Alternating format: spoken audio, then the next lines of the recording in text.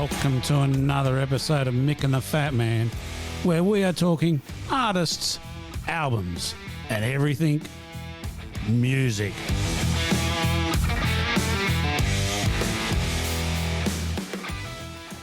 Well, welcome everybody to another exciting episode of Mick and the Fat Man, Series 4, Episode number 2. G'day, Mick. Happy rock and roll to you, sir. And how are you travelling? Mate, I'm great. I'm absolutely exhausted from the last episode we just did about 250 greatest guitarists. We only touched about 25 of them, and it was hard work because we had too much material and we couldn't finish it all. I don't know whether we revisit again later on in the year or not, or whether we just wait for Rolling Stone to bring out another stupid list. Oh, they'll give us a gift later. I'm sure. I think they will. I mean, we invite people though to do jump online and have a listen to the playlist, or selectively listen to the playlist that is the Rolling Stones playlist per se. Someone has put it together, but it's got all the songs that they recommend. And just have a listen to some of them in particular. It goes for almost a full day. Yes, it does. It feels a little bit longer in some cases. Yeah. Have a listen to some of the music and try and work out whether or not you can pick a guitarist out in some of those songs, because I couldn't in a lot of them. Yeah, exactly. Anyway. Yeah. Had a problem with Radiohead and we didn't even get a chance to talk about them. No, we didn't talk about Radiohead, did we? Yeah. Not sure. Anyway. But our playlist is very different. If you're chiming on and expecting to hear everything that Rolling Stone has rated as the best players in the world, you're not going to hear it, because we're just going to talk there about stuff that, or we're just going to play stuff that we talked about. And realistically, think some of the players who are just good rock musos. Yep. I think that's more what we were interested in doing anyway. Yeah. I don't really want to have the no, I'm not going to say. Some of the guitarists there are just problematic. Thank you for that. I really appreciate it, Mick. I know you've got the beautiful brand new pink Globite travel bag. It's not a school bag. I think we should mention to people it's a travel bag. It's got wheels. It's because your back's a bit bodgy. Yeah. So it's got wheels, and the other thing it has is a luxurious interior, which is beautiful. So it's bursting at the seams. Well, we found we needed a good interior because some of the bands we talked about were increasingly getting big, and we were getting a lot of complaints about how you expect us to bloody play after you shove us around in a bloody Globite bag. I know, it was a little bit small, yeah, and didn't have any sort of cushioning or anything like that, or any tie-down straps like the new one does. It's got a little tie-down, it's got zippers in it. And it fits on the back of the bike. It's great. On the bike. It's got pockets, it's got everything. It's got knickknacks.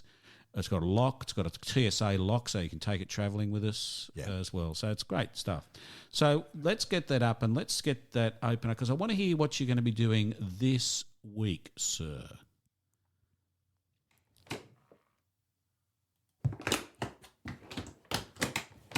All right, what do you got in there, buddy? Well, I'm glad you get all those latches open. Yeah, it's got a lot, hasn't it? It's fantastic. Very well locked. I think, again, the rock music world, it's known for its restraint. It's known for sensible decisions. It's known for people who are worldly and think about others every opportunity. We're not going to talk about them at all. Nah. We're going to talk about the idiots who make stupid mistakes. Were you able to find much material on this? I really had to dig hard. Yeah. Because in general, most rock musicians have always been very thrifty with their finances. Their managers have always looked after them quite well. And so it's going to be, it'll be a story of rarities, I think. With some names you probably haven't heard of. Yeah, all right. Well, let's put that aside for the moment. We just need to attend to a few housekeeping matters, but before we travel too far down the road of dodgy artists or poor artists or badly done by artists, I have got for you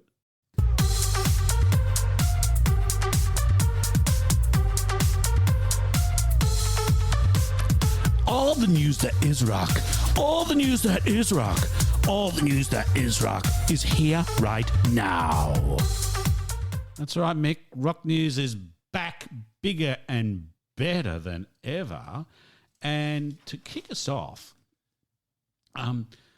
You're familiar, of course, with Led Zeppelin, aren't you? Is that one of those new bands coming along? Look, they've been around for a little while. However, if you can get your mind back to the album called Led Zeppelin, which I believe is the fourth one, Led Zeppelin, it has a picture of a man on the front cover who's got like sticks on his back. Oh, yes, yes. Now, remember the photo on the front cover of the album? Yep. Did you know that the correct term for a bunch of sticks is a faggot? And such is the politically correct world that we live in, you can't find that in the computer. It won't Google. Does it exist? They've deleted it. They've deleted it out. Yes. So yeah. Bloody hell. It's funny. When I used to work, I used to have a lot to do with the company Fujitsu, and if I spell checked it and it came up, it used to always come up with the alternative spelling for Fujitsu was indeed faggots. Oh, is that right? Oh, beautiful. That's probably they had a lot of influence then. And the same thing, the old English term for a cigarette is a fag. Yeah. And because it's become an instrument of insult, it's been cancelled. Dear. Cancel culture. Oh, dear. Need to get rid of cancel culture. We need to cancel the cancel culture. Exactly That's right. what we need to do. Anyway, that old man has been a great mystery because, as you know, Led Zeppelin don't steal anything and they always pay their dues. Well, they did, in fact, find that photo somewhere and stuck it on the cover of the album. And it turns out that the photo has been refound and the actual person who's on it is, in fact, a fellow by... sorry, I'll just go back, sorry. The University of West England researcher Brian Edwards was flipping through a photo album and recognised the familiar photo. And he was often called on the Led Zeppelin album called the Stick Man, or as you often said, the faggot carrier, the fag. And it's an old black and white photo that in fact has been colorised by Zeppelin. Oh, right. And the man is believed to be Lot Long, born in Mere, M-E-R-E, in 1823. He was, and the photo's been taken by an Ernest Howard Farmer, the first head of the Scottish School of Photography.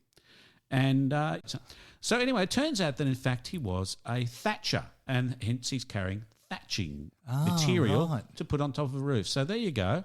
One of the great mysteries of modern music solved.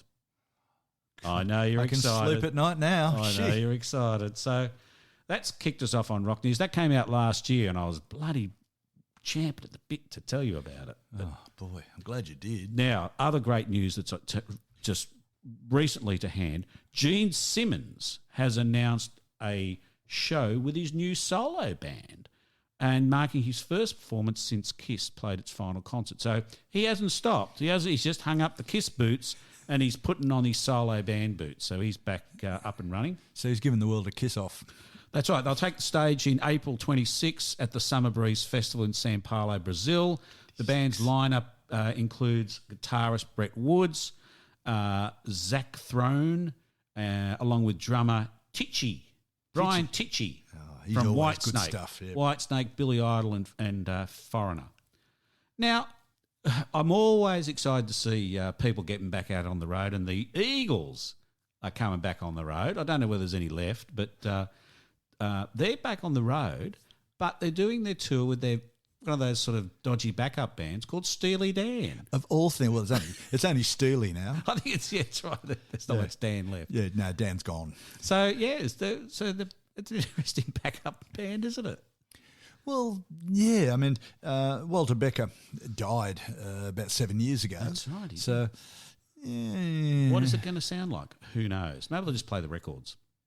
Oh, that'd be all right. Well, that way they wouldn't need to have a computer replicate Becker's voice. They could do some hologram stuff, a la Michael Jackson and ABBA. Oh, of course, yes, it works. ABBA's done the big hologram, and so has Michael Jackson. So that's two people doing hologram shows. Anyway, so the Eagles are back on the road. In other news, we also have Foreigner heading out again. So that's... it feels like the first time. Feels like the first time indeed. Yep. Iron Maiden are back on the Iron Maiden. Yeah, they're just going to run to the hills. Journey. And it will be. Judas Priest. Kansa. Have you seen photos of Judas Priest? No, not recently. I mean, even by a standard of photos looking old, Jesus, they look old. They're very old. Look, once again, we'll have Bruce Springsteen out there helping with their cares. He's got better now, has he? I think he's better, and so he can go out. He understands old rock musos and understands the cares they need. Yep. Puts moisturiser on them at night, makes sure they don't get any bed sores and things like that, turns them and feeds them all their thickened fluids and things like that. Yep. Lynard Skynyrd are floating around, and ZZ Top. Who would have thought ZZ Top could have got back out for a concert again? Didn't they die? I thought they've looked dead for a while. Okay, maybe that's what it is. Yeah, I got confused. Anyway, so now we might try and pop over to the States to see some of these because we should. They're not going too far. They're doing little concert tours. Like 5 or 6 concert tours, 5 or 6 locations. Okay, so we could probably go and see all of them. I think so, without too many dramas. So we probably just spend a year there. Oh God, waiting. Now, one other big thing, Mick, is that the Loudwire website, it's a sort of a rock news website, they've rated the top 10 Nickelback albums. Bet that didn't take them long. I know you're a big fan of the Dark Horse album, but I'm not going to give anything away. I'm just going to put the link into the show notes and you can follow up to see where your favourite Nickelback album ended up on that list. It'll be interesting to see because of all the stats that we get back from the show notes. If anybody clicks it, Nickelback are a pretty famous band, as you know. So who knows? People may think you're kidding me. There's a top 10 list. Wow. Yeah. So well, you know what happened when we put the ABBA list on? Nothing. That's right. So, as I said before, Gene Simmons is going to be out on the road with his new band. Meanwhile, back in the Kiss tent, former guitarist Ace Frehley has extended his ongoing war of words with Paul Stanley, claiming in a new interview that he can sing and play guitar better than his ex-bandmate. What? Are you kidding me? Them's fighting words. Frehley made his declaration while discussing his public feuding with Kiss in the months leading up to their final show in December. I don't really understand what happened 6 or 7 or 8 months ago when Paul and Gene were in the midst of the end of the road tour. He told Zine, I don't know what Chaos Zine. Chaos Zine. Oh yeah, they are Chaos Zine. I can't actually read these foreign publications. Okay, it's a little bit too far away. I should make it a bit bigger. They were really saying nice things about Peter and Bruce Kulick and me. They were saying we called Ace, we called Peter, and they were going to be on stage with us and play a few songs, Brotherhood and all that. Bullshit. I don't know what that's a quote, ladies and gentlemen. That's not just Jeff's potty mouth. I don't know what he's fucking talking about. That was Jeff's potty mouth. He said, oh, shit. Anyway, he's good. Of some of the most irrelevant things in the world of music today, that's got to be pretty much up there as one of the most irrelevant. Are they seriously so much living in their own little universe that they think anybody cares whether they like each other? And to think that someone actually reported it is even more. That's sick and sad. Sick and sad. Stupid. Anyway, time for us to move on, Mick, and have a listen to this.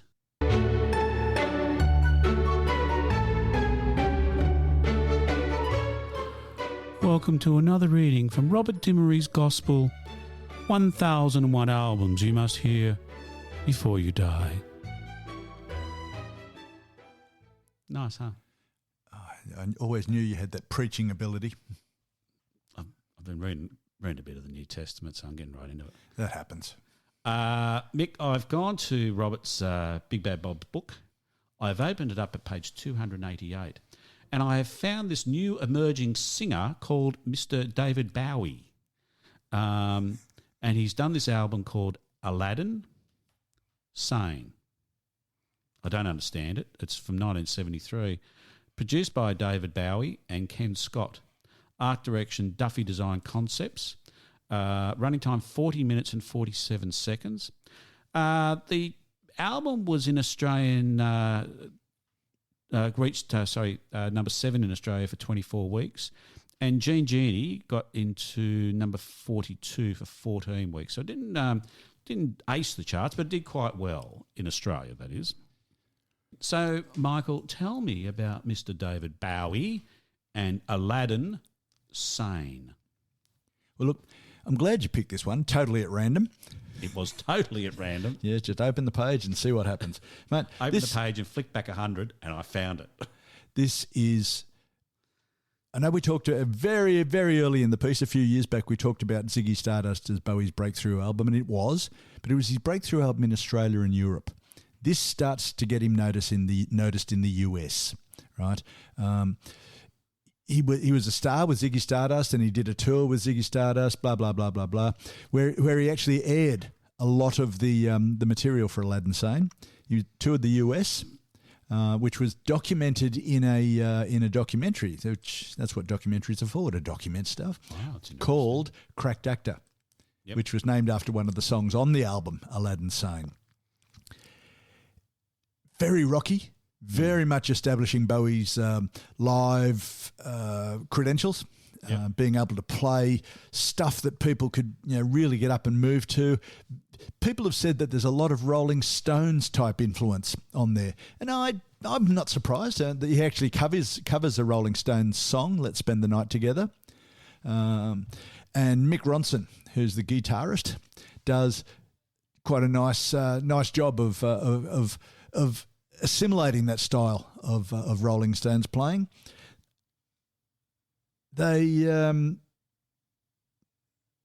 because Bowie, the last album had been Ziggy Stardust, which really could well be argued that it was European in style, in content, because it was.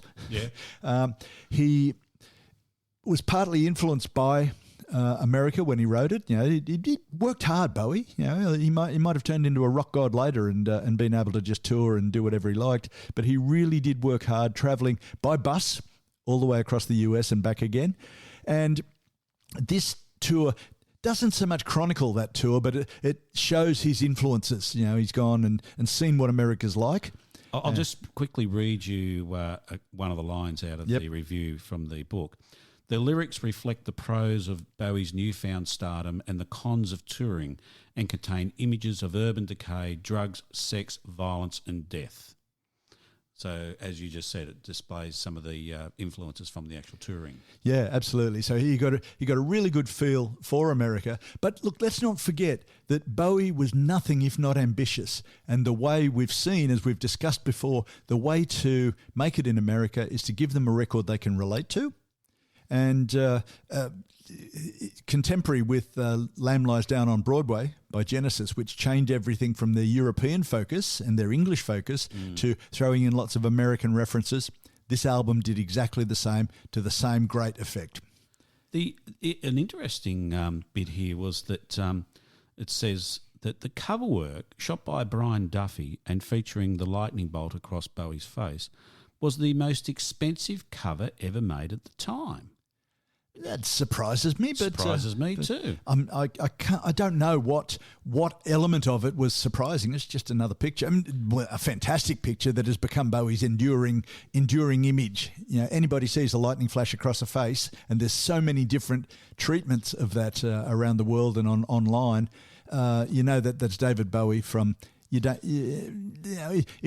you're a Bowie fan, it's Aladdin Sane immediately. But if not, you still know it's Bowie. You might not know the album that it comes from, but it's still very much Bowie. Yeah. I don't know where the expense came from. I don't know either. Maybe he I don't know, maybe the paint didn't stick to his face or something. Yeah, maybe it didn't work and they had to treat it all and get all the covers back. Maybe they found the original photo of someone with a lightning flash on their face who was a Thatcher, and they had to bring all the photos back. I don't know. I mean, I guess the whole thing was they didn't have Photoshop back in those days, so that's possibly it. Yeah, you had to just basically get the photo correct. So. Anyway, I'm surprised it was the most expensive at the time, though. Yeah, I wouldn't have read it, but nonetheless, it was a fantastic photo.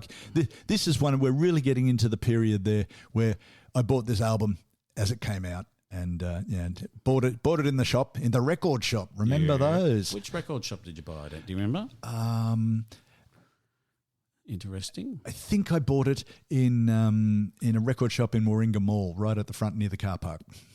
Right. Yeah. There you go. Around the same place I bought Hunky Dory. Okay. Yeah, there we go. Isn't that exciting? It is. The fact that you remember it is just insane. Yeah. Aladdin Sane. Yeah. Aladdin Sane. Yeah. Well, and it's a play on words of Aladdin Insane, and again, that's that influence of what what he felt America could do to you and for you. You know, if you lived there, you'd go crazy. Yeah. No, it's great album though, isn't it? Really, it's is good. Just brilliant. The same band as Ziggy Stardust and the album before that, Hunky Dory. Yep. So Woody Woodmansey on drums, who famously, when they did the concert where Bowie announced that he was retiring, he hadn't talked about this with the band, which is what he regularly does. Yeah, and he says not only is this the last concert of the tour, it's the last concert we'll ever do, and the band didn't know. So and they'd recorded Aladdin Sane but hadn't released it. So they were playing a lot of Aladdin Sane songs, did the concert. It's the last show we'll ever do, and you can hear the crowd going, no, Ziggy, blah, blah, blah. And Woody Woodmansey, he just got the shits and threw his drumsticks into the crowd. Thanks for telling us, guys. Thanks, mate. Yeah, thank you very much. Yeah. Great singing, great playing. Yeah, things like Genie. That's a staple Bowie song. Oh, indeed. And Panic in Detroit. He looked a lot like Che Guevara, drove a diesel van. But there's a lot of shade and light on this album as well. It's not all just rock. It's some great rock stuff that really hallmarks Bowie's career. But Bowie produced it, whereas he very soon afterwards started mingling with nasty people like Brian Eno, who messed him right up. Not really. But Ken Scott did all the engineering, and he was great. Ken Scott did a lot of work on Bowie's early things, which is a great claim to fame. But he did a lot of engineering for the Beatles as well. Ah, right, yeah. So he knew what he was talking about. He's been around. Yeah. So he's picked up everything from George Martin and cast him aside and gone off with the next best thing. That's it. But one song that's not as well known as Genie and Panic in Detroit is Lady Grinning Soul, which is the last song on the album, and it's a love song of sorts as much as Bowie gets towards that. She'll come, she'll go, she'll lay belief on you, blah blah blah. It's some of Bowie's nicest vocal work. Okay. Very, very, very lovely the way he sings it. I won't even try. No. We had complaints last time. Yeah. And another major feature, how Bowie sort of established his reputation fairly early on of being a chameleon. He wanted to change again to make it American, so he looked for a jazz influence, and he's got Mike Garson, who was a Chicago-based jazz pianist, top of the game over there at that time, to play on this album, and that really confused a lot of people at the start. There was lots of jazz piano, and it's really, really good. Things like Time. The way he sort of finishes on an upward piano note on that song, really good, really jarred the audience into saying, hey, maybe there's something with this Bowie guy. Maybe we should have a listen. And clearly they did. They did. Yep. And he went on from there. Yeah, I believe he sold a couple of records after that, so it must have worked. Yeah, okay, good. How is David going? Is he okay? Or well, I had a séance the other week, and he said to say hello to you from Rock and Roll Heaven. Yeah, because they've got a hell of a band. Yeah, I was there. Boom, boom. Mick, we need to move on. We do. Thank God, Mr. Bowie. Mate, you've got the Globite bag up on the table. Delve into it, and let's start talking about some of the misspent time of rock stars? Well, mate, I think the title that we'll give this episode is "Fame is no guarantee against stupidity." Indeed. And gee, we're going to talk about some of those stupid things today. Yeah, you think money and drugs grow on trees. We're going to talk about musicians who went bankrupt for any reason, and you're going to love some of these. And there's some real doozies in there. And then there's the odd self-inflicted health issue. Yes. And some of those are related. They cross over from money into health issues. Yeah. My favourite quote of all time about getting rich and abusing it comes from Georgie Best, who was a soccer player in the 60s. Indeed. Yeah, and he says, "I spent a lot of money on booze, birds and fast cars. The rest I just squandered." That's great, isn't it? Isn't that a brilliant quote? Yeah, because I think he had a liver transplant and broke that one too. Yeah. He lived the rock and roll lifestyle for a sports star. Yeah. Oh, good on you, Georgie Best. Well done, if mate. nothing else, you left us probably one of the best quotes about fame ever. Yeah. He was a good soccer player, though, that's for sure. He was indeed, yeah. For a while. Yeah. Okay, so give me your first star. You can't touch this. Dude. Dude, MC Hammer. Is that right? Yeah, those baggy pants on stage. We talked about MC Hammer when we talked a year or so back about Vanilla Ice. How MC Hammer was the first one to threaten the charts with a hit single. Didn't make it to number one, but he laid the groundwork for Vanilla Ice. Oh, okay. And it must have been those pants. It would have been. They were great. Yeah, absolutely. You can't touch this. That was his great hit, but he went on a tour of America, made lots and lots and lots of money. Yep. Because the record industry loved him because he was safe. He wasn't like some of those dangerous black entertainers who wanted to talk about, whiteys and drugs and hoes and inner city persecution and so on. All the good stuff. Discrimination. Yeah, absolutely. Blah, blah, blah. So what MC Hammer did, he got so much money in such a short period of time. It still blows my mind how much money is there for someone who has a hit in America. He got $33 million just like that from You Can't Touch This, the associated album and tour. Go to woe. Yeah, absolutely. From struggling muso, probably serving in bloody restaurants, to being a multimillionaire. Yeah, and no experience on how to handle it. So guess what he did? Please enlighten us. He bought a $30 million mansion. Perfect. He filled it with a whole lot of rubbishy stuff, the type of stuff that you don't bother putting any consideration to what you're buying. You just, that's nice. I'll have that. I'll have one of them. Yeah, and staffed it with 200 people, friends and family. Perfect. Yeah. $500K salary bill a month. US dollars. What could go wrong? Yeah, what could possibly go wrong? Exactly right, yeah. So Hammer time ended in 1996. He declared bankruptcy, owing $14 million on top of the 30 that he's thrown at the house and so on. So $14 million. So the only problem with his plan after he got all his money is he forgot he's not making any more money in any significant way. Correct. Yeah. And so, but he spent it like he was making lots of money. Well, it's in the bank. I can spend it. Way to go. And it's gone into another extra $14 million. What's MC Hammer doing nowadays, I wonder? Nothing. Yeah, absolutely nothing. Yeah, probably working in McDonald's. Probably. I'll have a look at some point during the show. Yep. So bad luck, MC. Never mind. Yeah. Do you remember a band called TLC? Now you probably don't. I didn't either. Who did the song "Don't Go Chasing Waterfalls"? Don't go chasing waterfalls. Exactly right. Yeah. Yes, I do. Yeah, that was a big hit, and they had a whole bunch of number one hits in the US. Australians had a little more taste, but still picked the Waterfall song to be a hit. Mm. Took in a whole lot of money. Yep.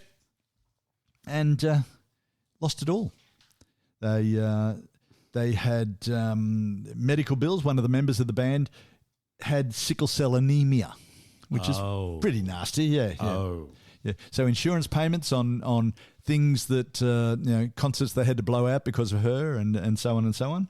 and just bad business deals. Believe it or not, their managers were crap. What? I know, surprising. That's ridiculous. Yeah, and they had they got taken for a ride with their record deal, which was Friends. Come on, baby, I'll sign you up to a record deal. We'll all make $1 million. The label deal they signed to earned them 56 cents for every album that they sold. 56 cents. 56 cents, yeah. And way, way less for every single. So you sell a million singles and you're making cents on the dollar. It's just quite extraordinary. 1995, a year or two after they started, bankrupt. Debts of around $3.5 million. Oh. Yeah. And it goes on, gets worse.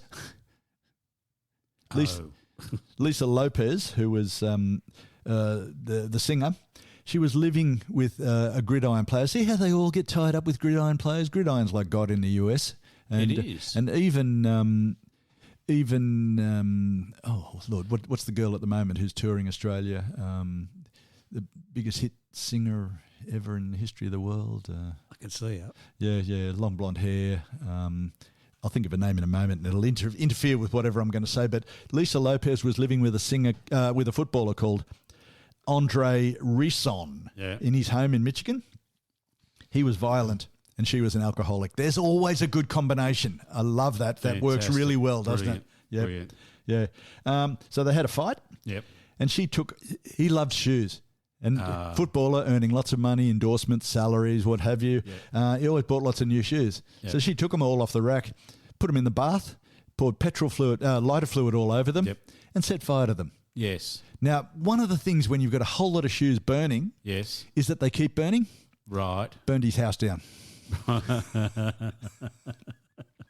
So she got not only having to pay for the house to be fixed, built, what have you, she got 5 years probation and a $10,000 fine as well. So she's ended up with a criminal record. All good stuff. And then they got back together for another 7 years. Fantastic. You ask for it yourself, don't you? You really do ask for it. Now, I just had a quick look at MC Hammer. Oh, yes. In 2011, guess what MC Hammer did? He got into business and started to develop a search engine to compete with Google. There's a worthwhile enterprise. Bloody hell. I'm not sure whether you're familiar with the search engine because I'm not. It of course not. Died in the arse. Oh, of course it did. Of course it did. So he's still alive. God knows what else he's doing. But anyway, that's MC. That was his last. That was his last big adventure. Yep. Anyway. Oh Lord, it's just crazy. And have you heard of a rapper called 50 Cent? Yeah. Well, I remember it. He's one of my favourites. Yes. And perhaps not. Yes. $50. Yeah. 50 cents on the dollar. Yeah. Went bankrupt in 2015 with a debt of over $30 million. I don't even understand. I don't know what that looks like. And I don't understand who would give you $30 million that you can never pay back because you blow it. Yeah. Who's giving them $30 million? I reckon the banks should have to carry it if they're stupid enough to give them that much money. That's right. Yeah. You're spending $100,000, more than $100,000 a month on lifestyle items, parties, clothes. That'd be big parties. He's paying for everyone's cocaine, I reckon. Yeah, big party. Yeah. Those gold chains and gold teeth sure do suck up a lot of money. Yeah. Yeah. So going on, he screwed over his ex-business partner and tried to cheat him out of any profits that he'd made. Well, obviously because he was struggling. The court ordered him to pay $17 million to his ex-business partner. And then he just gets better, this guy. Man, Dickhead of the Year award. Yeah. He had a girlfriend called Lastonia Leviston. Yeah. Yeah, and he released a sex tape of her online. Oh. Yeah. Man's collected knowledge, for 100,000 years leads to creation of a thing where you can get back at your girlfriend by releasing a sex tape. That showed her. Yeah, I showed her. Yeah. And $5 million later. It really did show her. Yeah, right. Yeah. So she said, thanks very much. Now, have you heard of Lauryn Hill? She was in the Fugees. The Fugees, yeah. The Fugees, yes. Not my style of music, but the story's beautiful. Yeah. Yeah. They did Killing Me Softly, the Roberta Flack song. Yes, yeah, beautiful. nice enough treatment. Yeah. Great song. And they invented something called melodic rap or neo-soul or something like that. Neo-soul. Oh, yeah. It's just a worry, isn't it? After the Fugees, she released a series of solo albums because she was obviously better than the Fugees. Yes. So she left and did a series of solo albums called The Miseducation. Well, the first one was called The Miseducation of Lauryn Hill. Massive hit, got her 5 Grammys, and I was in JB Hi-Fi the other day, and what album should be looking at of the shelves? Yeah, in their vinyl collection. Really? The Miseducation of Lauryn Hill. And I thought, it's a sign from God. But, so she has 5 Grammys and a hit and lots of money. She's sued by her magicians, the musicians, because she didn't give anybody credit on the album. What? Yeah, you can't make this stuff up. The production team, she didn't credit them properly on the album. She used their songs and production skills, but failed to properly credit them for the work. $5 million later, they all said, "Thanks, Lauryn. We'll see you later." And then she served 3 months in prison for failing to pay a tax bill. Now, I know tax is a surprise. Nobody realises you have to pay tax. You can never. I always wonder why people get hit with tax bills, because when you're really rich, the last thing you need to know about is tax, isn't it? That's right. It's all your money to spend. And I think it's unreasonable of the government to go hunting for some of these people for tax. Particularly these people that are honest, upright citizens. Absolutely. Can't believe it. What about someone you might know? Yeah. David Crosby. Now, he was very famous. Now, was he anything to do with Crosby, Stills, Nash and Young? Apparently so, yes. Oh, very famous. Yes. Hugely. He was in the Birds, and then CSN&Y, so he was the man. He did very, very well. He would have made a lot of money, I would have thought. And he did. And he made a point of doing everything comprehensively. At the same time, he became addicted to alcohol, cocaine and heroin. Gee, that's a good trifecta, isn't it? Yeah, that's a beauty. I can't see what the problem is. I still don't know where everything went wrong for him. Imagine trying to shoot up heroin when you're pissed. Trying to find a fucking vein. Exactly. I've spent millions of dollars on drugs. Millions? Yeah. Wow. So that's impressive. And because of the fact that he was obviously thinking clearly, he was either pissed or stoned or speeding, he made lots of poor decisions financially. I cannot believe that you could make a bad decision when you're high and pissed. That's right. And became paranoid. So apparently cocaine does that to you. Makes you a bit paranoid. So he thought he needed a gun at all times. In contravention of, I know America's got a reputation as gun world. Yes. But they do have some limited rules, and he didn't bother with any of them either. Yeah, right. So he'd always had a loaded gun on him in the car. He had a hit. Believe it or not, then he had an accident. And you can't believe that, but it was a hit and run. He hit and ran. Oh. So but it gets even better. The cops went after him and found his car. Yeah. And they found drugs and a gun in the car.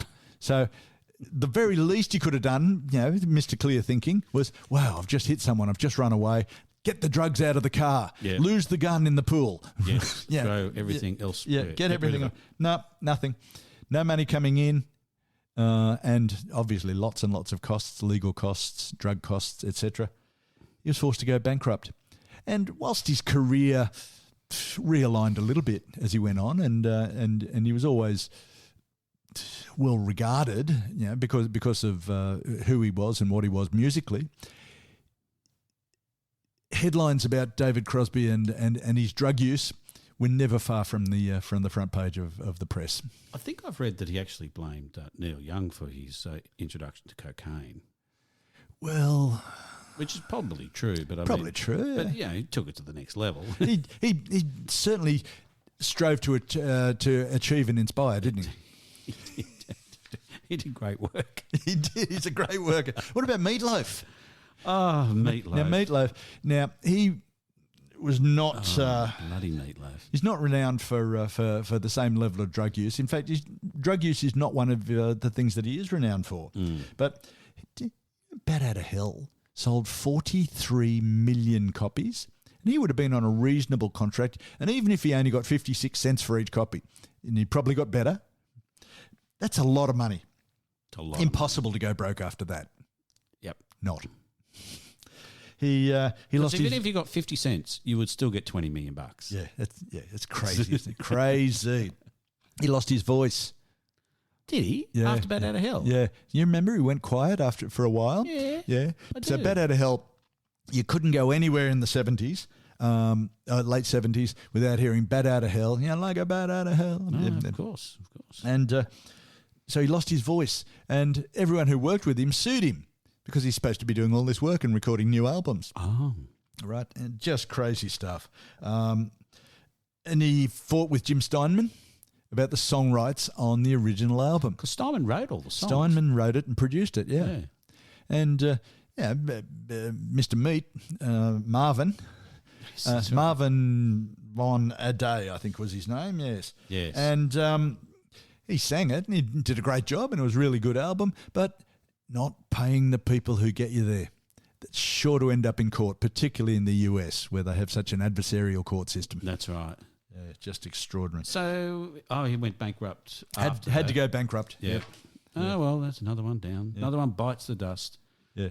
93. So 16 years later till his next hit, where he goes, Bad Out of Hell 2, back into hell. I would do anything for love, but I won't do that. What? What? He never explained what he wasn't going to do. What wasn't he going to do? Yeah, I exactly. would do anything, but not that. Yeah. Ooh, no. I've had that said to me, but yeah, on occasion. I would do nothing for love, and including that. But you still haven't defined that. Never going to define that. Oh. What was it about, I wonder? Well, that was a big hit too, wasn't it? Yeah, it was. Yeah, and he tidied himself up financially after that a little bit. Yep. Yeah, so he then continued on being a middle-ranked performer. Yeah, that's right. Yeah, and of course, as we all remember, he went on to his greatest performance ever, which was at the Australian Rules Grand Final. I can't remember the year, but it is one of the worst concert performances I've ever seen in my entire life. Don't they? Surely they have to learn how to mime. Just don't do it. Yeah, that's right. Because if you remember, we talked about last year, we were talking about Kiss doing the Aussie With the little kiddies. With the kiddies, and that was quite good. Yeah. It was a good, they actually sounded okay. Whether they were miming, I don't know. I don't think they were, though. And they did a good job. It sounded good. This did not. And he, from memory, he blamed the lack of good quality feedback on his inability to sing. Yeah, I think the problem began a lot before they plugged in the fold back on that stage. I think it was his inability to sing that gave him an inability to sing. I think so. Have you heard of a guy called Ted Nugent? Oh, yes. Who these days is more famous for the announcements he makes in favour of guns and violence than any musical contribution to the world. Yes. But he was big in the 70s. Yep. With a band called the Amboy Dukes. I don't remember the band, but I remember him. Yeah, and he was loud, aggressive rock and roll, sellout shows. Yeah, across the whole southern half of the US.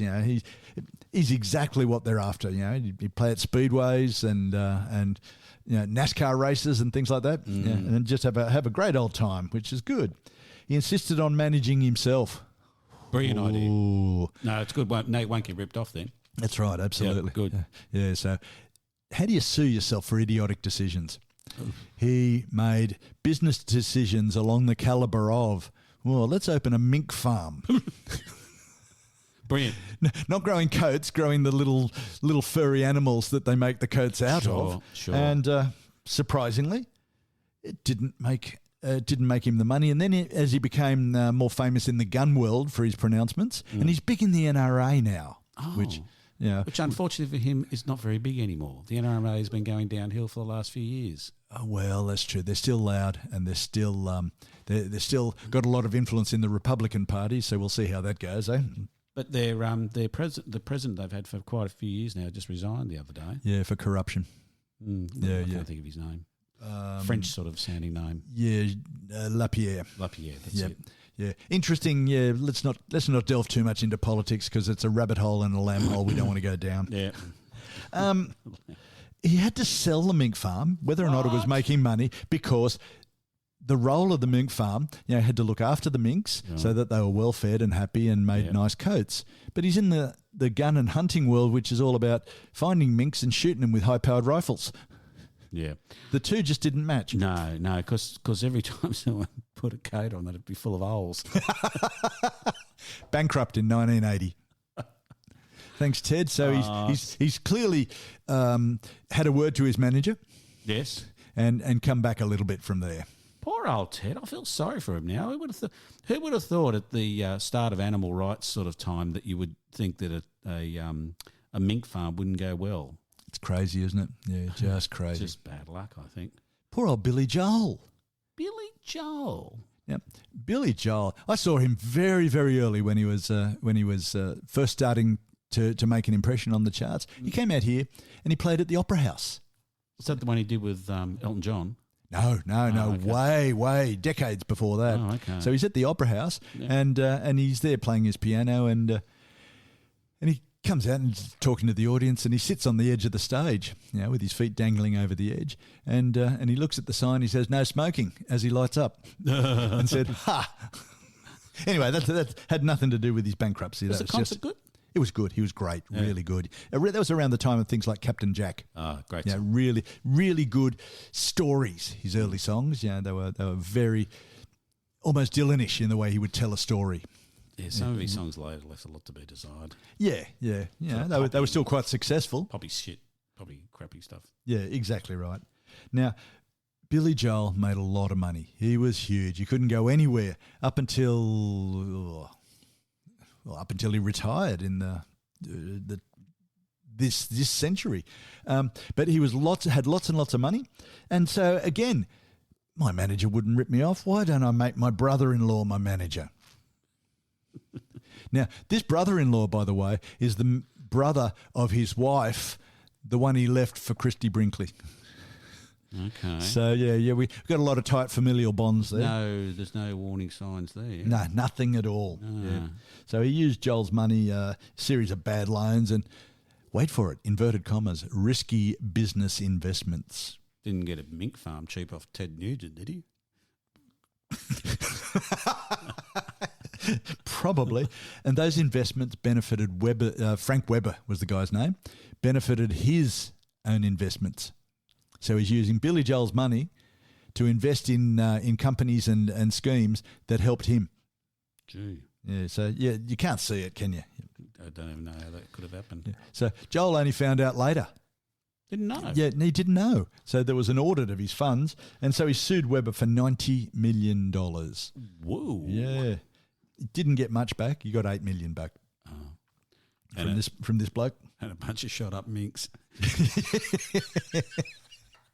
So even big, supposedly, you don't hear a lot of scandal other than the fact that he leaves his wife for a gorgeous, expensive model. Mm. You don't hear a lot of scandal about Billy Joel. He didn't do all of those things that many of the other people we're talking about today did. He's not even renowned for high cocaine usage. No.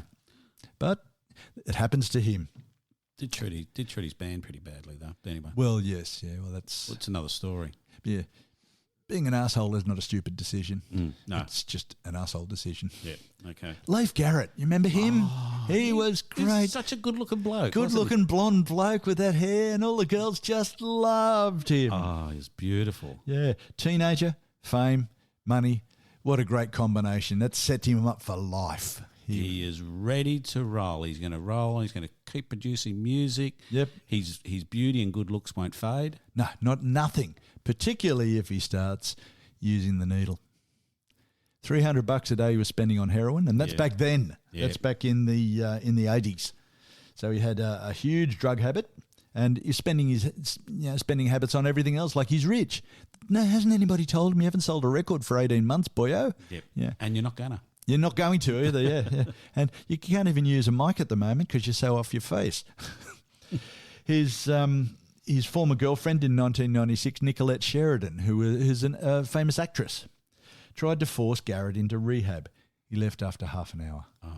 Yeah, so again, great decisions of our time. Yeah. 2001 went bankrupt, and he claimed, according to the court documents, that nowhere is it listed whether this is true or not, but court documents are supposed to be true. All he had was $300 in the bank and he was living off an allowance from his mother. $250 a week. Jesus Christ. He estimated that he spent $1 million on drugs since he was 16. That's good. Yeah, so he was a bit restrained compared to some of these others. Yeah, better than David Crosby. Yeah. So I wouldn't be too worried about that. Yeah, it just goes on. He had an album, a two-sided album called Three Sides Of. So clearly counting is an issue. Yeah. Sold 300 copies. So that's 900 sides of Leif Garrett. Didn't sell anywhere. Sold 300 copies. Yeah. Poor Leif. Yeah. I love the fact that he was in the fourth season of Celebrity Rehab.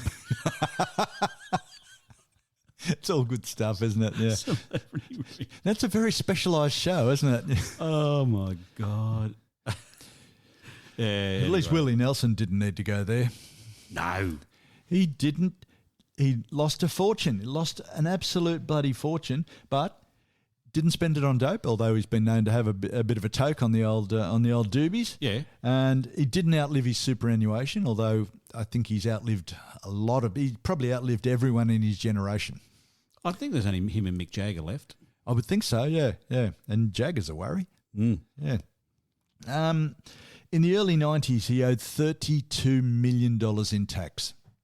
Did he forget to pay it? He forgot to pay it, yeah. He settled with the government for quite a large amount. Yeah, no one ever you don't talk about the settlement amount, but it just amazes me that much money in tax. So even if the tax rate for super rich is 50% or 60%, that's a shitload of money that he's just wasted. Just fucking pushed up against the wall. Absolutely. I can't.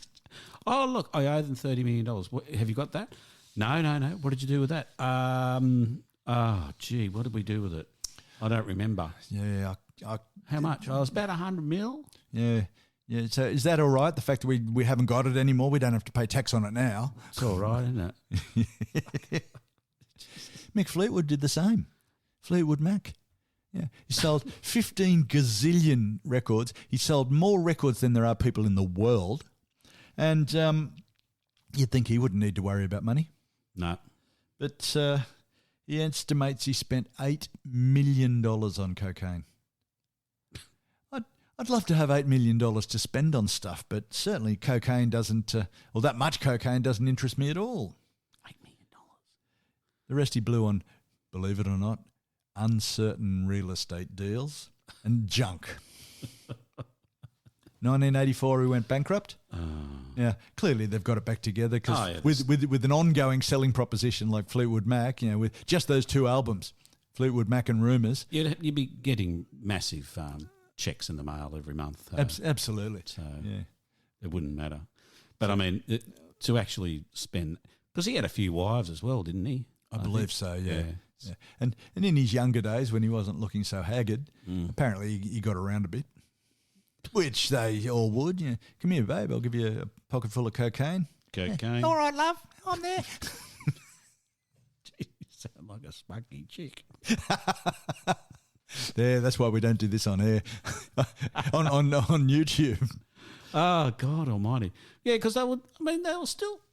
There's a lot. I think are they still touring? I think they did last year. Actually, yeah. I think they did. Yeah, and they get a fortune. They'd get a squillion for each concert. Yeah. So one can only speculate about whether the nose candy is still a major expenditure item for them. I don't think it is. I wouldn't think so. I think they've said that they after people had to have a few nose repairs and things like that. I think from memory. Stevie Nicks, yes. Stevie Nicks. I'm thinking about you, Dale. Yes. Anyway. Well, that's good old Mick. Good on you, buddy. Yeah. They were all though. But if you remember when they were making, was it Rumours? Or yeah. I think it was Rumours. It was just a fucking nightmare. Yeah. They were all taking so much drugs and rooting each other all over the place. It was just insane. All of them. Yeah. Yeah. I don't know who drew the short straw to get Mick Fleetwood, but I mean, I wouldn't have wanted to get anywhere near Stevie Nicks, would you? Oh no, that would have been very messy then. In fact, the story with Stevie Nicks is her doctor said, if you have one more dose of cocaine, your nose will implode. She'd wasted away the cavities inside her nose with cocaine. Because vasoconstrictor, that's what it does. So it just kills off things and gives you really high blood pressure and you have heart attacks, that sort of stuff. Yeah. It's John Entwistle. Thank you very much, John. Yep. Yeah. And the press release is always very gentle. Oh, he died of a heart attack. Yeah, that's right. Unexpected. Unexpected heart attack. Unexpected. Well, today it was unexpected. We thought he'd go until at least next Thursday. What about Jacko? Michael Jackson. Yeah. Yeah, he was at one point the richest ever entertainer. He had... he bought the Beatles. Well, that's right. He had ATV Music, which had the Beatles, which had a copyright to all of the Beatles music. Yeah. And he was going to sell it to McCartney, but died anyway. Yes. But... he was getting just the royalties from ATV Music was more than most musicians, more than most anybody will make any year. He did have a couple of very unfair child molestation charges that he had to fight, and he needed top-grade lawyers to be able to do that. Sure. Now, I make no judgment. I don't know whether it was right or wrong. Yeah. The evidence would seem to point that way, but I just don't know, and I don't want to go into that that way madness lies. I think no, but he did have a monkey. He did, and who doesn't need a monkey? He had Neverland Ranch, which was his little ranch escape come amusement park. Yes, of his own with rides. Yep, and 3 separate trains. Running on different gauges of all things, running around the park because he loved little trains. Sounds like the New South Wales train system.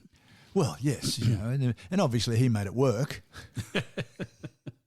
And remember he closed Disneyland one day. Yes, and just so he could walk around himself. Yeah. That's pretty cool. And the time, remember the time he was holding one of his babies out the window by one arm, like he was up on the second floor? That was one of his kids. I think that was Blanket, which is a great name for a kid. It was Blanket, was it? Yeah, I'd like to have another kid so I could call it Blanket or Sock Drawer or something like that. Yeah, or Quilt. Quilt's a good name for a kid. Or Elon Musk, what do you call his kids? Symbol number or something like that. I think one day soon we might even have to have an episode on Elon Musk talking about wasting money. Yeah, we could talk about X. We could, yeah, an X fortune, yeah. But anyway, Jacko, he had a Ferris wheel. Yep. He had the zipper. Do you remember the zipper? Oh, yeah. It's sort of looks like a loop and turns around, and the cages on that people sit in spin separately. Yes. So you're going. You're going up and down a loop like that. And then the cage spins, and then the whole thing spins as well and goes that way as well. That way. This way. That type of description works extremely well on air. Customers, ladies and gentlemen, let me tell you how it works. It goes this way, that way, up, down, and around. You spin around a lot. You do indeed. It's not something I'd go on now because I think I'd do me back in. I would say so. And the octopus, the pirate ship. The pirate ship's a beauty. Yeah. It goes swinging all the way to 45 to 90 degrees on an arc, then swings down and goes 90 degrees the other direction. But then some of them stop at top upside down. Oh, it's frightening. I don't want to do that. Yeah, I didn't feel well when I did it. Super slider, roller coaster, bumper cars, and his own amusement arcade. Fantastic. Which in those days would have had Frogger and and pinball machines by the truckload. He even had a special escape room for security in there. The master closet also contained a secret safe room for Jacko. When it all got too much, he was able to escape. And his friends. Yeah. Now, it's his own theme park. Can you imagine the maintenance on those bloody rides? The engineering levels and the tolerances that you need to keep it at. You just need Everything's got money stamped all over it. You just need a bunch of carnies to help you. That's right. And you still got to pay them. They do expect you to pay them. The carnies will do it for nothing. For now, it's for Jacko. $2.5 million a year salary. Salary alone just for his theme park. Okay. It's extraordinary. His ranch, he used to love Marvel stories. Right? So he had life-size statues of Spider-Man, Yep. Batman, and Soupy. All right. Did you know one day he tried to buy Marvel Studios? No, I did not. He did, because he wanted to play Spider-Man. So if I own the studio, I can be in the movie. Stan Lee said, "Not on your bloody life." Probably didn't say bloody, but... No, I can't imagine Jacko as being Spider-Man. But anyway, Yeah. look, strange things have happened. Stan Lee says, "I'd rather go bankrupt than have him in that movie." Well, not because he was black, but due to patent lack of acting skills. Yes. Yeah. When he died... Hi there, I'm Spider-Man. Yeah, hi. Yeah. I can moonwalk. He owed $500 million when he died. Did he really? Yeah. I didn't know he was in debt at that time. $500 million. The biggest debtor in the rock music history. Wow. How did you blow all that dough? Well, I do Well, know how by you buying a theme park and running it and paying $2.5 million in salary every year on all of your rides. That's why he was going back on stage to make money again. Yeah, had to, yeah. Hit that history show. Yeah. Wow. Yeah. Extraordinary. Oh, well, never mind. Yep. Unfortunately, he just couldn't sleep very well. Yeah. He just needed drugs. That's why he needed a general anaesthetic every night to get to sleep. Absolutely. You've to propofol. Propofol, yes, yeah, extraordinary. Very good drug. Very good drug. Oh, that's good. They give it for short-term anaesthetics. Oh, yeah. I've had it. It's good. Yeah. I'm having some after the show. Yeah, I've got some for you. Yeah, thanks, mate. Yeah. I got it off a couple of the old... the Fleetwood Mack guys. What about in the Love Actually, where Bill Nighy plays Billy Mack, the aging pop star? Yeah, he says, "Right, kids, don't buy drugs. Become a pop star, and they give them to you for free." Well, I think they never bothered to consult with Mick Fleetwood on that. No. Well, that's right, because he bought them for you. That's right. Bought them for the sound of it for everybody. Sickness and health, just because you're a rock star, doesn't mean you get a free pass from the ailments. I was just going to say, do you remember Billy Thorpe? Yeah. He's written a couple of books, and I've read one of the books, and it starts off with waking up in a psychiatric hospital. Oh, really? Yes, because he took too much cocaine, and they didn't have anywhere to put him, and so they stuck him in the psych ward of a hospital because that was the only bed available. Oh, good work. Hey, weren't you Billy Thorpe? But he talks about going to, I can't remember, I don't think he mentioned the person's house, someone's house, like a movie star, a rock star, something like that. And they had a table that had a pile of cocaine that was about 30 centimetres high. What? In the middle of this table. God. Anyway, so it's an interesting read. I can't remember. It's his second book. I can't remember the name of it, but it is mildly amusing as he tries to get out of this psych ward, but he can't because it's the weekend and no one's there to it. So he's perfectly fine. He had a blood pressure of like 250 over 200 or something like that. My and God! Nearly had a cardiac arrest, but he came good. Oh, I got better. So he tells a story about being locked up in this psych ward with this crazy Russian. And the story of how he got into it. But anyway, so Mick, we're going to have to call it quits in a minute. So you got one more to finish us off with? I do, mate. What about our old friend Warren Zevon? We love Wazza. Yeah. Now, did you know it's 20 years since he died? Is it really? Yeah. 2003. Doesn't seem that long ago. It doesn't, does it? It seems like only yesterday. Yeah. And so that makes that album, The Wind, 20 years old. Wow. That's a frightening thing, isn't it? Yeah. He wasn't looking his best at that particular album, though, was he? Well, no, he wasn't. No. Warren, even before that, from the 70s onwards, he was an alcoholic's alcoholic. There was a picture of him in the dictionary next to the word alcoholic, so that people could understand it. He'd like a little tipple for brekkie? Oh, for brekkie, he'd wash his tipple down with a tipple. When he first started in the 70s, you couldn't make it. It's not like today where you got social media and the internet and all of those things, where it was impossible in those days to make it without favourable media. And Rolling Stone back then was a relevant publication that had news and coverage of new players and all of that sort of thing, and their reviews were sane as well, which will bring us to our next episode where we talk about Rolling Stone's not quite so sane in reviews, but that's another story. So the magazine hosted a cocktail party for Zevon. Yes. Because he was an up-and-coming musician, just as he was hitting it big with Excitable Boy. Yeah, right. Yeah, great album. Fantastic. He turned up extremely drunk. He turned up blackout drunk. Proceeded to tell Jan Wenner, the editor of Rolling, the editor and owner of a publisher rather, of Rolling Stone, exactly what he thought of him. Brilliant idea. Brilliant idea. Let's have an open, honest relationship. Let's face it. The dinner's for him anyway, so he should be able to say what he wants to say. And as a result, Wenner ordered that Rolling Stone was not to publish anything about Warren Zevon. So just when he's released the album that was his breakthrough album, he broke through all right. Straight through the wall, 20 floors up. Oh my God! Yeah. Stupid bastard. Yeah, and he used very explicit terminology in telling Wenner what he thought of him too. Good idea. Yeah, it was all good stuff.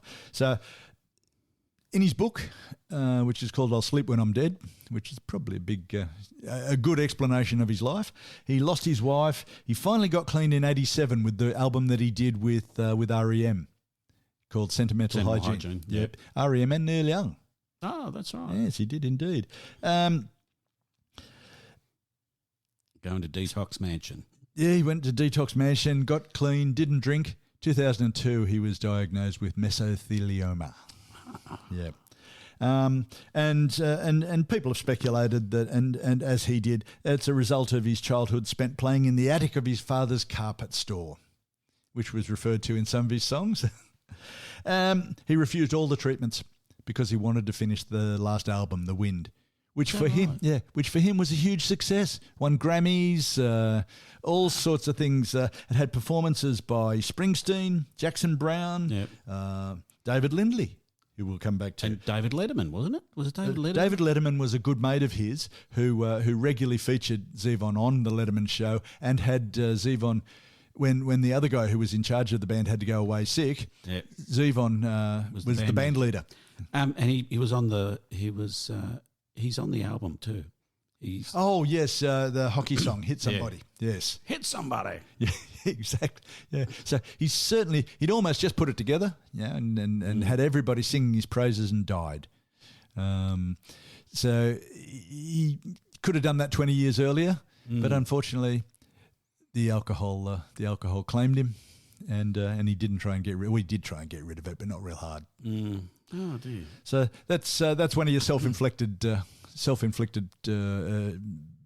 problems that throws away an entire career. On that sad note, we may call it quits and say thank you, everybody, and we will see you next time. Indeed.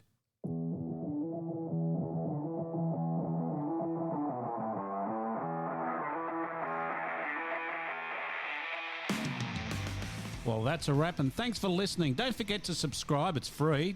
And if you like this, tell your friends about us. Also, contact us at mickandthefatman@gmail.com.